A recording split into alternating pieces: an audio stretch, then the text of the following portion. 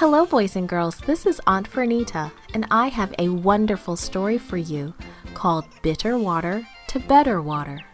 Today's memory verse is from Revelation chapter 7, verse 17.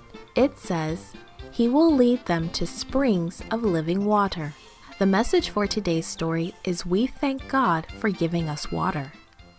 Have you ever been thirsty? I mean really, really, really thirsty. Well, a long time ago, the children of Israel were so thirsty, they thought they would die of thirst. The Israelites rejoiced as the great pillar of cloud led them out of Egypt and away from their lives of slavery.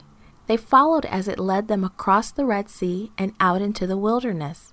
But after 3 days of walking in the desert, the Israelites had used up all the water they had brought with them from Egypt.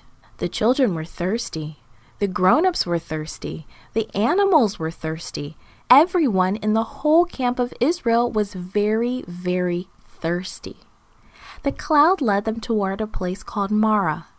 Moses had been a shepherd in the wilderness for 40 years, and he knew the area well.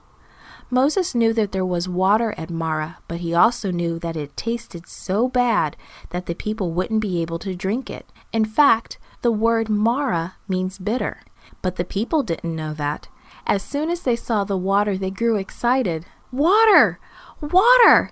There's water up ahead! Some of the people ran forward to the water. But when they tasted it, their happiness turned to disappointment. Now, the people felt even thirstier than they had before they saw the bitter water. They began to grumble and complain to Moses. Moses knew that God had not left his people.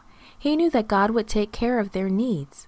So Moses prayed to God and asked for help, and God told Moses what to do.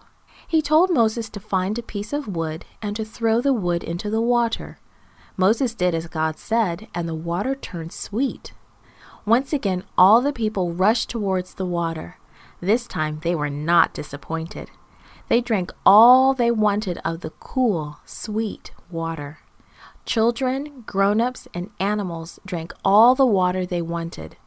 God had worked a miracle to care for their needs, including their great need for water in the desert. They thanked God and praised Him for taking care of them. God takes care of our needs just as He did for the Israelites way back then. He makes sure that we have water and food and a safe place to sleep. He gives us families and friends and air to breathe. We may not always get what we want, but God makes sure that we have what we need. Let's thank God for taking care of our needs.